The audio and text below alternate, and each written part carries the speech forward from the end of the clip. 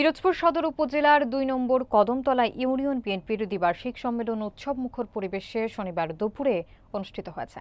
বিস্তারিত থাকছে এস.এম. আবু জাফরের প্রতিবেদনে।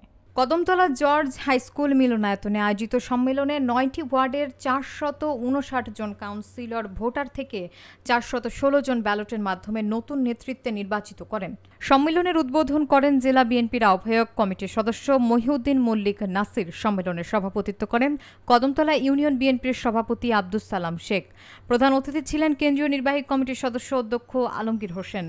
নির্বাচনের সভাপতি পদে আব্দুস সালাম শেখ ২৫৬ ভোট পেয়ে বিজয়ী হয়েছেন। সাধারণ সম্পাদক পদে আব্দুল আলিম খান ২৩১ ভোট, সাংগঠনিক সম্পাদক পদে জালাল শেখ ১৪১ ভোট, সিনিয়র সহসভাপতি পদে আব্দুর রহিম ১৯৪ এবং যুগ্ম সাধারণ সম্পাদক পদে মামুন খান ১৬৫ ভোটে নির্বাচিত হয়েছেন।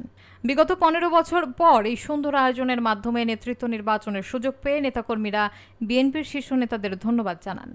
আমি আপনাদের সাথে বিনয়ের সাথে অনুরোধ করব, যাদেরকে আপনারা বিপদের দিনে পাশে পেয়েছেন, কাছে পেয়েছেন, নেতৃত্ব দিয়ে আপনাদের সংগঠিত করে এই সরকার পতনের সর্বোচ্চ সহযোগী আপনাদের পাশে থেকেছে, অবশ্যই তাদেরকে আমি ভোট দেওয়ার আহ্বান জানাবো।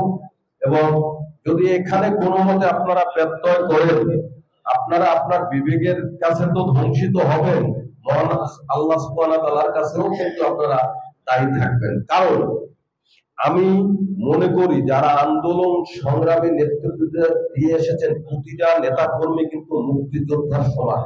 একটা দুইটা বছর না, দীর্ঘ ১৬ বছরের বেশি, ১৬ থেকে ১৭ বছর, ১৬-১৭ বছর যারা রাজপথে থেকে আন্দোলন সংগ্রাম করেছেন, তারাই জানে এই জীবনটা কেমন গেছে।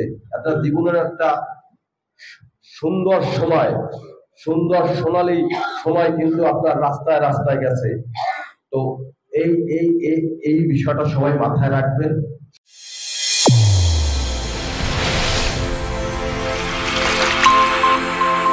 চ্যানেল A1 হৃদয় রেসপন্স।